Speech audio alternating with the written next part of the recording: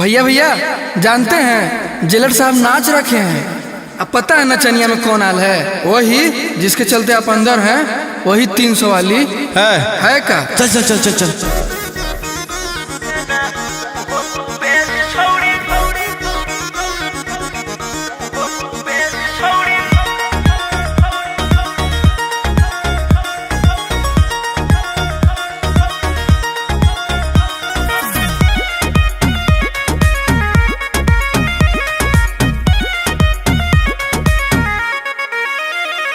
सोचले न हलियो तोर वैसा नोह को भेस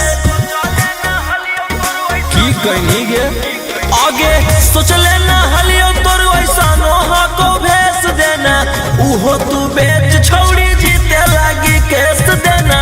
उहो तू बेच छोड़ी जीते लागी केस पुलिस वकील जोरे करो हकीस देना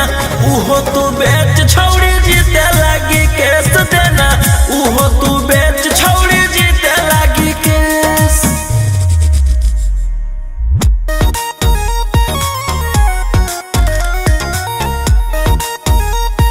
Mixed by Ankit Ahir।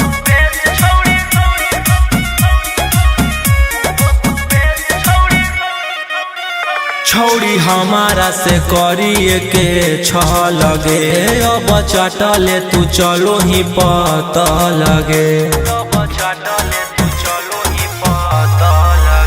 छौड़ी हमारा से करिए के छह लगे अब चटले तू चलो ही पता लगे आगे के ताना नेता के कोई नी मूड तू फरेस के ताना नेता के कोई नी मूड तू फरेस देना उहो तू बेच छोड़ी जीते लागी केस देना उहो तू बेच छोड़ी जीते लागी केस।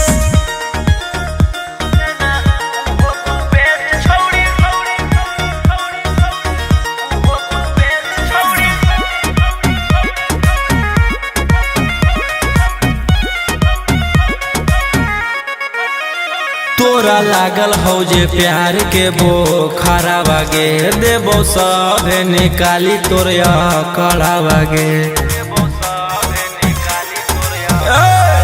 सुन तोरा लागल हो जे प्यार के बोखरा वागे देबो सब निकाली तोरिया कड़ा वागे राजा रौशन रोहिया के देनी तू कॉलेज राजा रौशन रोहिया के देनी तू कॉलेज देना